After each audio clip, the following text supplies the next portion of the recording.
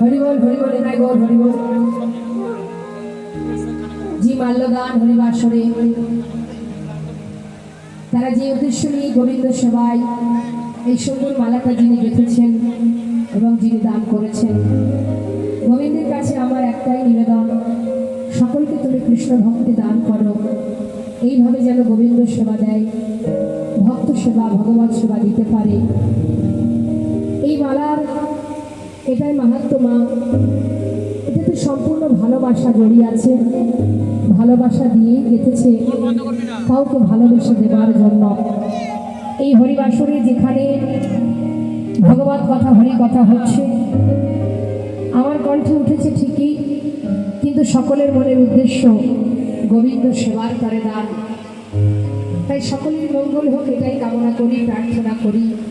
ভগবান কৃষ্ণ ভক্তি দান করুন সকলকে, আর এইভাবে সবাই যেন গোবিন্দ সেবায় নিজেদেরকে ডুবিয়ে রাখতে পারে। সবাই মিলে একবার জয় ধরে করুন।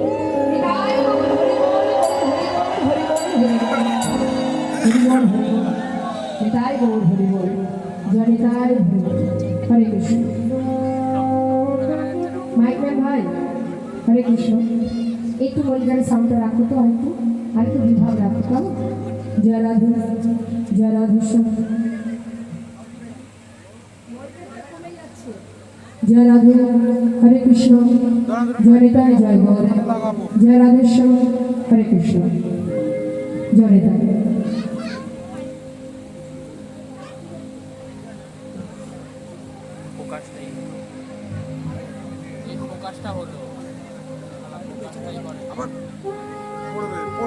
জয় নিতাই জয় গৌর। তো আমরা যেখানে ছিলাম, সুদামা যখন ভিতরে গিয়ে নাড়ুর পাত্রে হাত দিয়েছে, দুটো নাড়ু তুলেছে, এমন সময় পিছন থেকে কানায় চিৎকার করে ডাকছে, গুরুমা গুরুমা, শিগগিরই এসো গুরুমা, আজ দেখে যাও তোমার ঘরে কে নাড়ু চুরি করে খায়। তুমি মনে করো আমি তোমার ঘরে নাড়ু চুরি করি?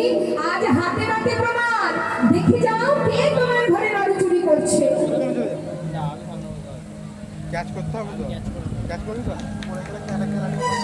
যেই না বলেছি মা, বলা মাত্রই সুদামা ভয়ে ভীত হয়ে ঠক ঠক করে কাঁপতে কাঁপতে ঘর থেকে বাইরে বেরিয়ে কানার সম্মুখে দাঁড়িয়ে বলছে,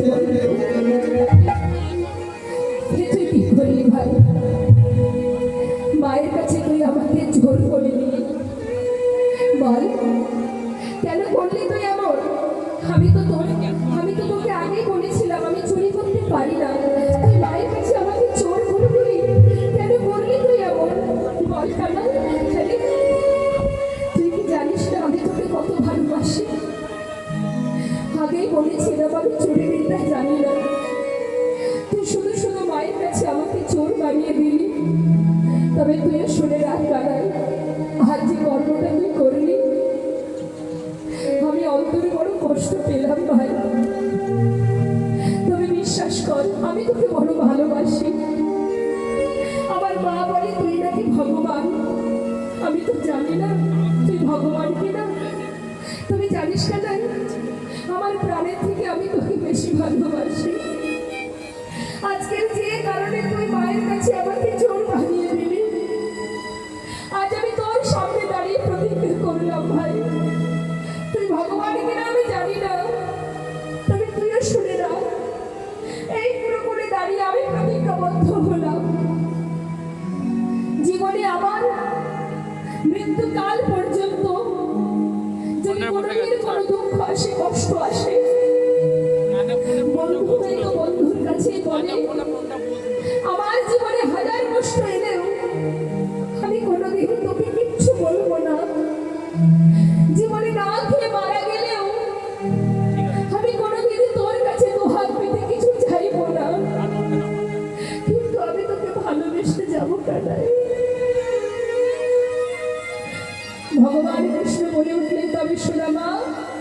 তুইও শুনে না, তুই যে প্রতিজ্ঞা করলি আমার কাছে কোনোদিনই কিছু চাইবি না, আজ আমিও প্রতিজ্ঞা করলাম যতদিন তুই আমার কাছে না চাইবি আমিও তোকে কোনোদিনই কিছু দেব না। দুইজনই প্রতিজ্ঞা করলো বাবা। কিছুদিন গুরুগৃহে শিক্ষা পাওয়ার পর গুরুদেব বললেন, তোমাদের শিক্ষা সম্পূর্ণ হয়েছে, এবার তোমরা ঘরে ফিরে যেতে পারো। শিক্ষা সম্পূর্ণ হওয়ার পর ধীরে ধীরে দুইজন সকলেই চলে গেল আপন আপন ঘরে। এদিকে ভগবান কৃষ্ণ তিনি কিন্তু আর বৃন্দাবনে যাননি, তিনি গেলেন কোথায়? তিনি গেলেন দ্বারকায়। হৃদয় গৌর হরিবোল হরিবোল। দ্বারকায় গিয়ে তিনি রাজা হয়ে বসে রইলেন।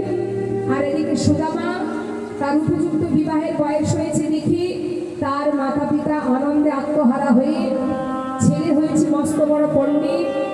তার এই পাণ্ডিত্য দেখে গোটা গ্রামবাসী সবাই মিলে গর্ববোধ করে। তাই তো আমাদের সুদামা, সে আমাদের পাড়ার ছেলে, এত ভালো পাণ্ডিত্য অর্জন করেছে, আমাদের গ্রামের সেরা পুত্র, সেরা সন্তান, সবাই গর্ববোধ করে গ্রামবাসী। আর সুদামা মস্ত বড় বিপ্লব হয়ে তারই গ্রামে একটা পাঠশালাতে ছোট ছোট বাচ্চাদের শিক্ষা দেয়। সেখান থেকে যা পায় তাতেই সুন্দরভাবে তার দিন কেটে যায়।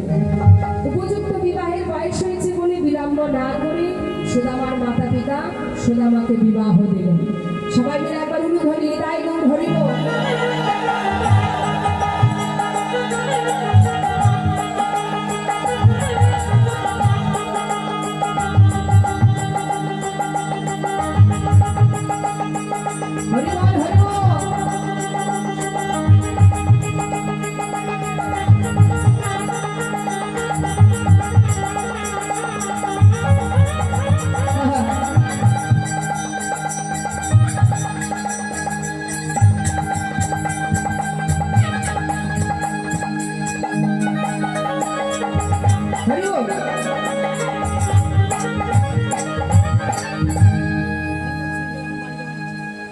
বিবাহের উপযুক্ত সময় দেখে বিবাহ হলো, স্ত্রীকে নিয়ে ঘরে এলো, ঘরের আনন্দে সুখে স্বাচ্ছন্দ্যে দিন কাটে। দেখতে দেখতে বাবা তার সন্তানও হলো। কি আনন্দ, কি আনন্দ! কিন্তু আনন্দ বেশি দিন রইল না। কেন রইল না? না, ভগবান এবার ভক্তকে পরীক্ষা করতে শুরু করলেন। সুদামা, তুমি তো প্রতিজ্ঞাবদ্ধ, জীবনে কোনোদিন কারোর কাছে কিছু চাইবে না, কিন্তু আমিও তোমায় একটু পরীক্ষা করে দেখি যে কত সময় তুমি না চেয়ে থাকতে পারো। আমিও দেখতে চাই কত সময় তুমি আমার কাছে না চেয়ে থাকতে পারো। বাবা, আমাদের জীবনে যখন দুঃখ আসে আমরা ভগবানের কাছে চাই না? চাই তো? এটা দাও, ওটা দাও, সেটা দাও। আমার লক্ষ্য করে দেখবেন, জীবনে যখন দুঃখ আসে, একটু মন দেবেন কথার মধ্যে, জীবনে যখন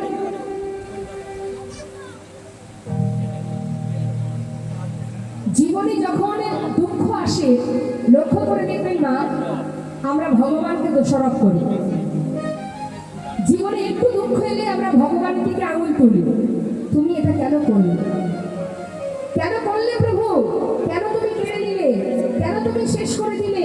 কেন তুমি আমাকে এত দুঃখ দিলে? তার মানে কি, জীবনে দুঃখ এলে আমরা ভগবানের কাছে প্রশ্ন করি। তার মানে আমার কষ্টের জন্য তিনি দায়ী, তাই তো? কিন্তু যখন সুখ আসে, আমাদের জীবনে যখন সুখ আসে, তখন আমরা কি বলি?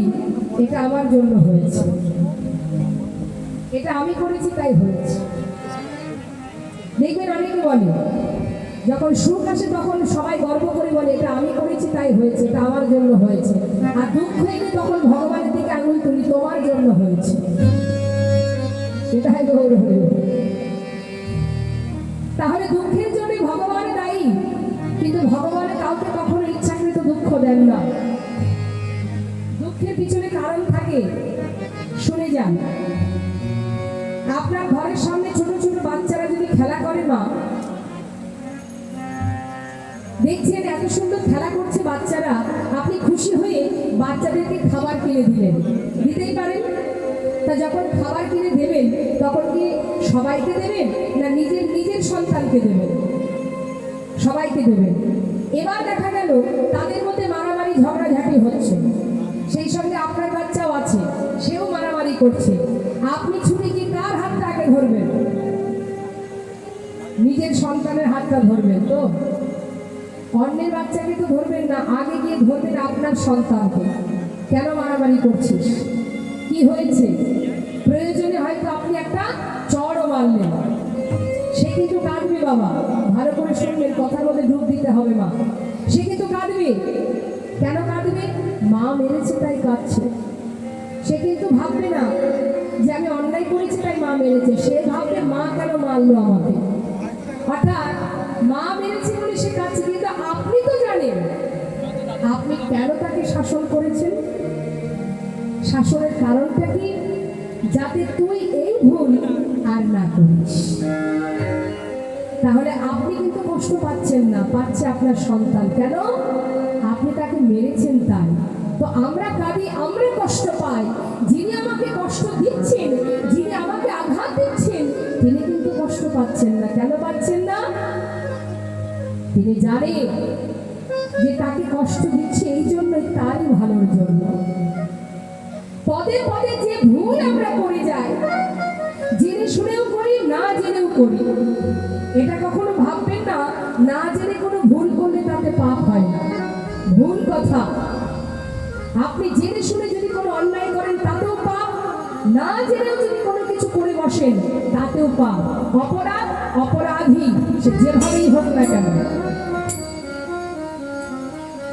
স্বয়ং মহাপ্রভু প্রভু রামচন্দ্র বিনা যুদ্ধে বালিকে হত্যা করেছিল বাবা, পিছন থেকে তীর মেরে। তার পিছনে কারণ ছিল, মা সীতাকে উদ্ধার করার কারণ। তাহলে বিনা যুদ্ধে ক্ষত্রিয় হয়ে তীরভেদ করে যখন বালিকে হত্যা করলো, বালির পুত্র অঙ্গদ সে কিন্তু জানতো না যে তার বাবাকে কে হত্যা করেছে। মা সীতাকে উদ্ধার করার জন্য প্রভু রামচন্দ্রকে অনেক রকম ভাবে সহযোগিতা করেছিলেন এই অঙ্গদ। তাই অঙ্গদকে প্রভু সন্তুষ্ট হয়ে বলেছিল, অঙ্গদ আজকে যে উপকার তুমি আমায় করেছো তার জন্য আমি তোমায় বর দিতে চাই।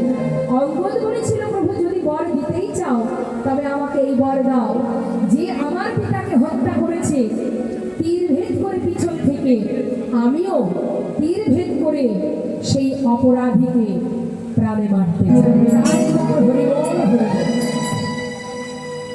প্রভু রামচন্দ্র বলেছিলেন তথাস্তু, তাই হবে। অঙ্গদ, সেই অঙ্গদই হয়েছিল দ্বাপর যুগের জরা নামের ব্যাগ।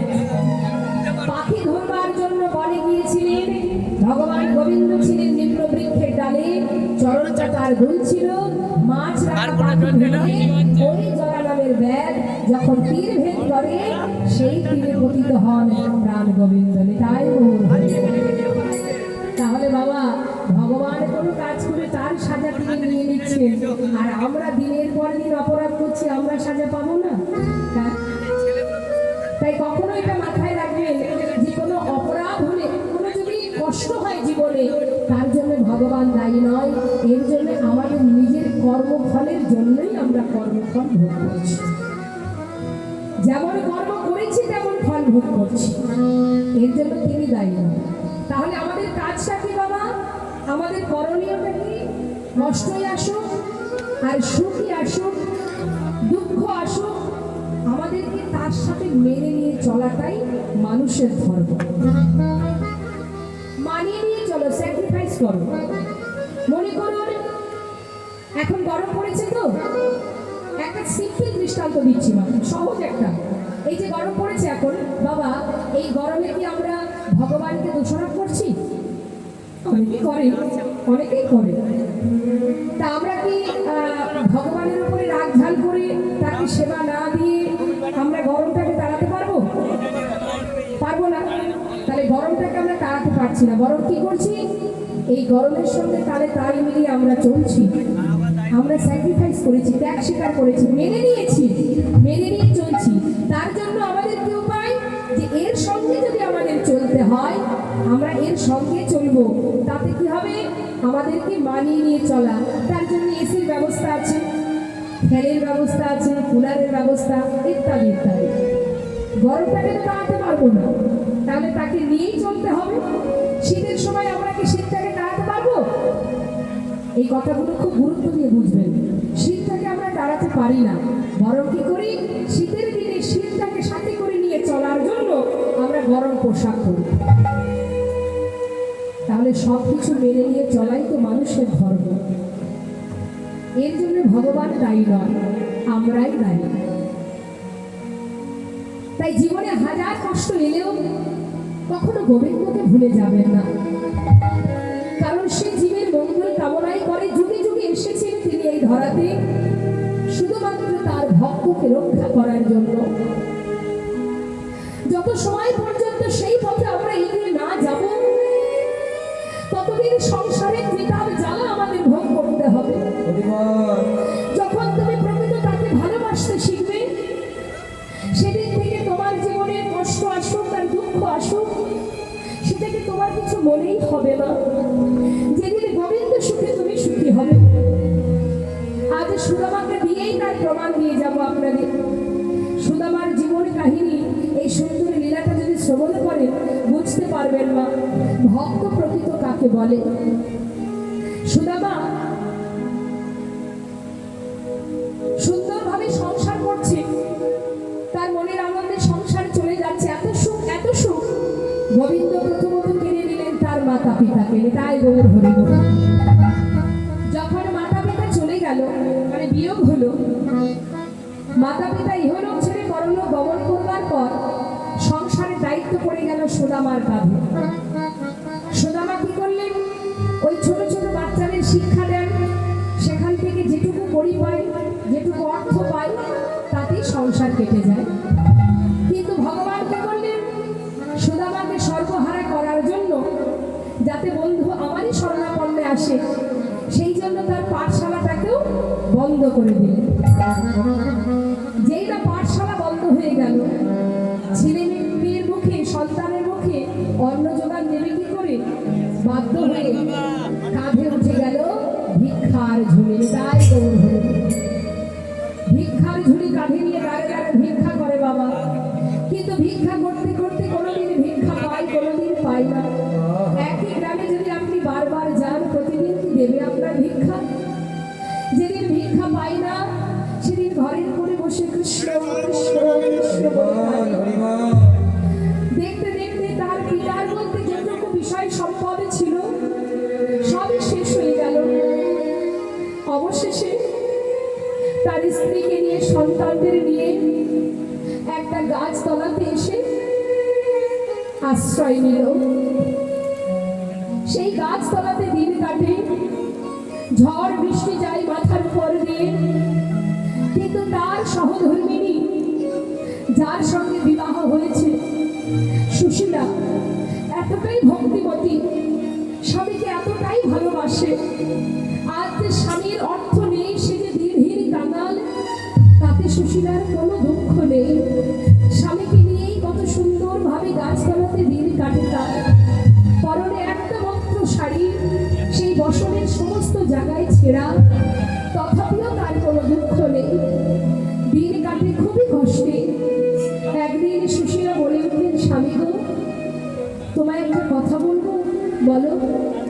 স্বামী, শুনেছি তোমার বন্ধু নাকি দ্বারকার রাজা, আবার এও শুনেছি সে নাকি ভগবান।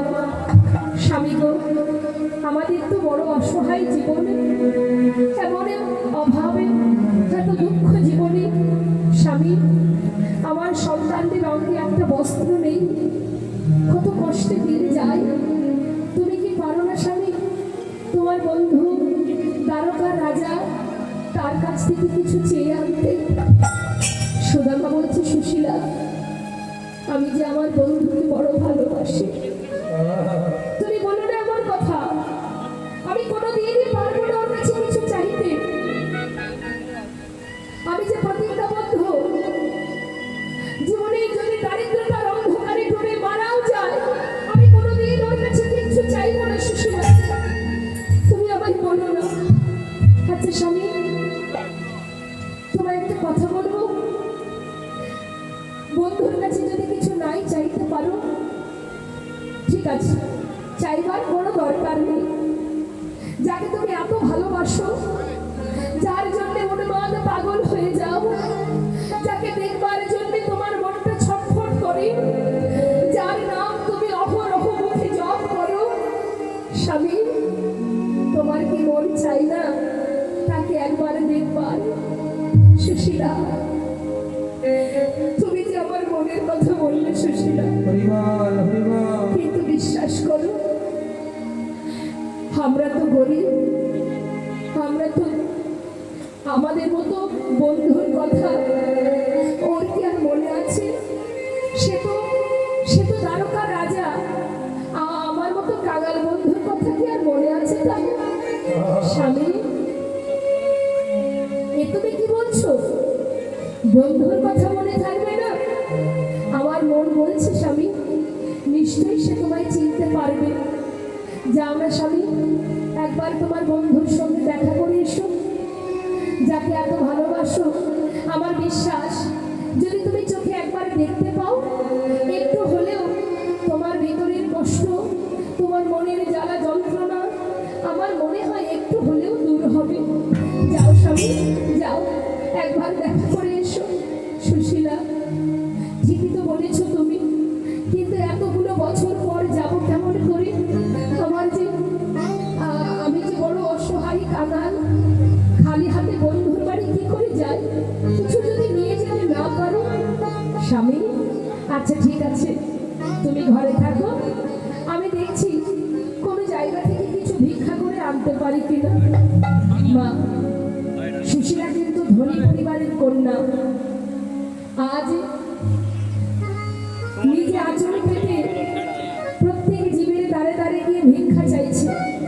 দেখুন, ভগবানের সেবা দিতেন আর বলতেন, হে প্রভু, এমন স্বামীর সংসারে আমায় তুমি দেবে।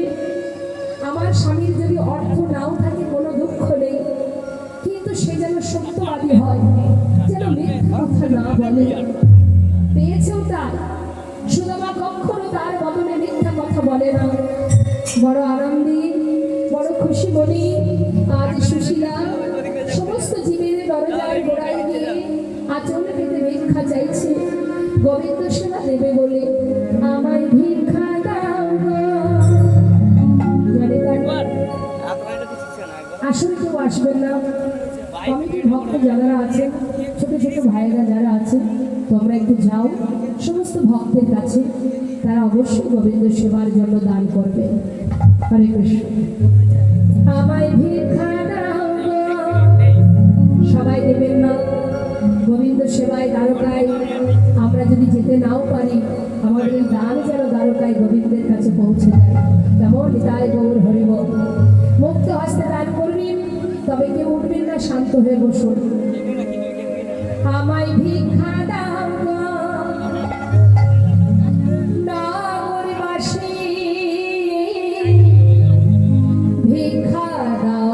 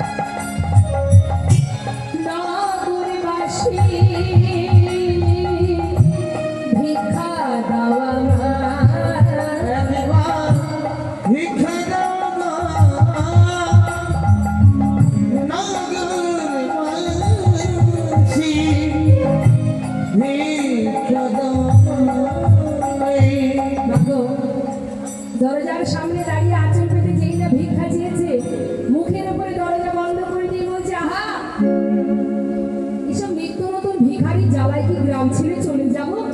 হ্যাঁ, এই আবার কোথা থেকে উদয় হলো? একে তো আগে কখনো দেখিনি। সুশীলা তো কখনো ভিক্ষায় যায়নি মা, সুশীলাকে দেখে সবাই অবাক। আচ্ছা, এ আবার কোথা থেকে এলো? এইদিকে এদিকে আয়, দেখ দেখ দেখ, একে তো আগে কখনো দেখিনি। হ্যাঁ, নতুন এসেছে তাই না? এই যে এবারে ভিক্ষা হবে না, অন্য বাড়ি যাও। যাও যাও, অন্য বাড়িতে যাও। আবার দাঁড়িয়ে দিল। পাশের বাড়ি গিয়ে আবার বলছে, আমায় ভিক্ষা দাও গো, নাগরবাসী, ভিক্ষা দাও তোমরা ভিক্ষা দাও গো,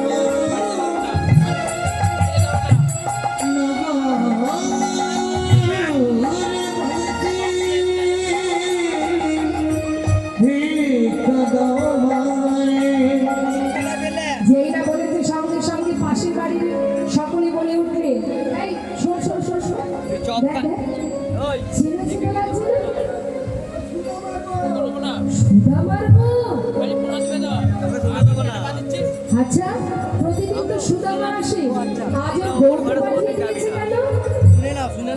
আচ্ছা, মনে হয় সুদামা ভিক্ষা পায় না, সেই জন্য বউটাকে রাস্তায় নামিয়ে দিয়েছে।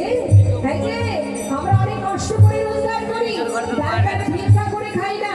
যাও যাও, অন্য বাড়ি জায়গা যাও। হবে নাকি? 1 2 3 সুমনা যাচ্ছে আর উপর করে 4 দিন আবার দাঁড়িয়ে দিল।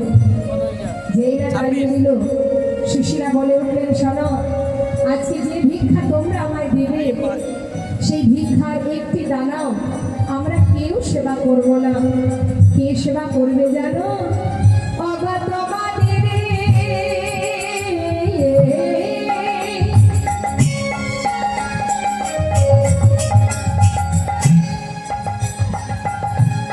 ভিক্ষার দ্রব্য পাবে সে মোরা তোমাদের। বলিব ভিক্ষার দ্রব্য পাবে সে মোরা।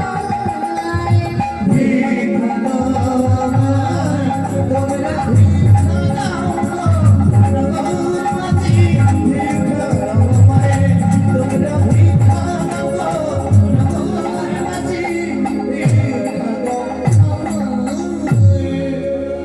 যেই না বলেছে তোমাদের ভিক্ষার দ্রব্য পাবে শ্যামরায়, একই এলাকার মধ্যে তো বিভিন্ন রকমের মানুষ বাস করে মা।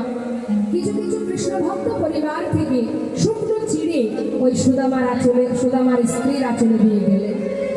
সেই চিড়েগুলো নিয়ে ঘরে ফিরে মা নিজের অঙ্গের যে বস্ত্রটা আছে, যে শাড়িটি, তার আঁচল থেকে কিছুটা অংশ ছিঁড়ে তার মধ্যে পুটুলি বেঁধে আজ সুদামার হাতে দিয়ে বলছে, স্বামী, আজ আমি ভিক্ষায় যা পেয়েছি, এই ভিক্ষার একটি কোনা, একটা দানাও তুমিও খাবে না, আমিও খাবো না, সন্তানও খাবে না। যাও স্বামী, নিয়ে যাও, যার জন্য ভিক্ষা করেছি তার জন্য নিয়ে যাও। সুদামার আনন্দ ধরছে না বাবা, মনের আনন্দে আজ কানাইকে দেখতে যাবে বলে মনের খুশিতে সেই চিড়ের পুটুলিটা বুকের মধ্যে চেপে ধরে আজ সারা পথ হেঁটে হেঁটে যাচ্ছে। দ্বারকায় চলেছে কানাইকে ডাকতে ডাকতে, একবার দেখা দে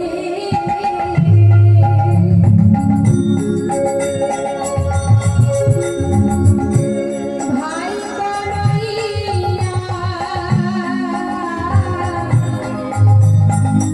দেখা দে আমার, একবার দেখা দে।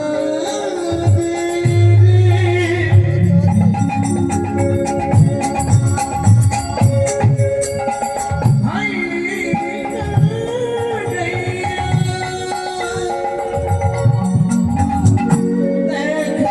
দে আমায়।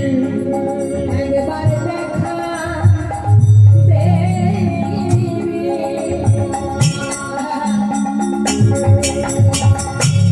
দেখা দে